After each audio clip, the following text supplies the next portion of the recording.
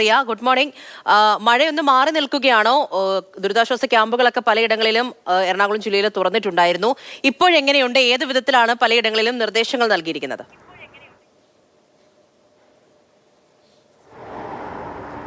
പൂജ, എറണാകുളം ജില്ലയിൽ ഇന്നലെ രാത്രി മുതൽ മഴ മാറി നിൽക്കുന്ന ഒരു സാഹചര്യമുണ്ട്. പക്ഷെ ഇന്നലെ വൈകുന്നേരം വരെ കനത്ത മഴയായിരുന്നു ജില്ലയുടെ എല്ലാ മേഖലയിലും ഉണ്ടായിരുന്നത്. പറവൂരിൽ ദുരിതാശ്വാസ ക്യാമ്പ് തുറന്നിട്ടുണ്ട്.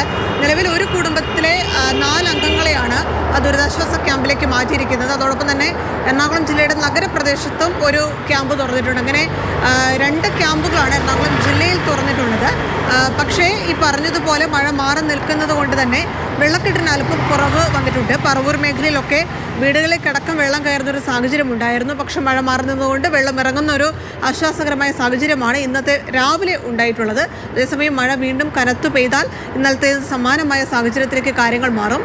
ഈ നദികളിലെ ജലനിരപ്പ് ഇന്നലെ മൂവാറ്റുപുഴയാറിലെയും തൊടുപുഴയാറിലെയും പെരിയാറിലെയും ഒക്കെ ജലനിരപ്പ് ഉയരുന്നൊരു സാഹചര്യമുണ്ട്. ഒഴുക്ക് കുറഞ്ഞതിനാൽ അത് വീണ്ടും ഉയരാതെ അതേ രീതിയിൽ തന്നെ തുടരുകയാണ്. എങ്കിലും കനത്ത ജാഗ്രത തുടരണമെന്ന് ജില്ലാ കളക്ടർ നിർദ്ദേശം നൽകിയിട്ടുണ്ട്. ഇന്നലെ 19ഓളം വീടുകൾക്കാണ് ഭാഗികമായി നാശനഷ്ടം സംഭവിച്ചത്.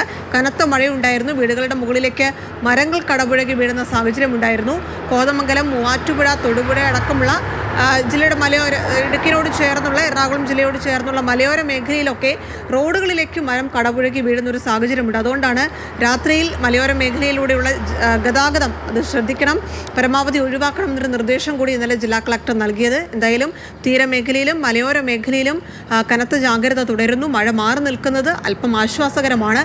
വീടുകളിൽ നിന്ന് വെള്ളം ഇറങ്ങുന്നുണ്ട്. പക്ഷേ അപ്പോഴും ജാഗ്രത തുടരണം എന്നുള്ള മുന്നറിയിപ്പ് തന്നെയാണ് ജില്ലാ ഭരണകൂടം നൽകുന്നത്. തീരമേഖലയിലും സമാനമായ ജാഗ്രതാ നിർദ്ദേശം തന്നെ എറണാകുളം ജില്ലയിലുണ്ട്. തീർച്ചയായും റിയ, ജില്ലയിൽ ജാഗ്രതാ നിർദ്ദേശമൊക്കെ കൊടുത്തിട്ടുള്ളത് കൃത്യമായി പാലിക്കണം എന്നുള്ള അറിയിപ്പുമുണ്ട്.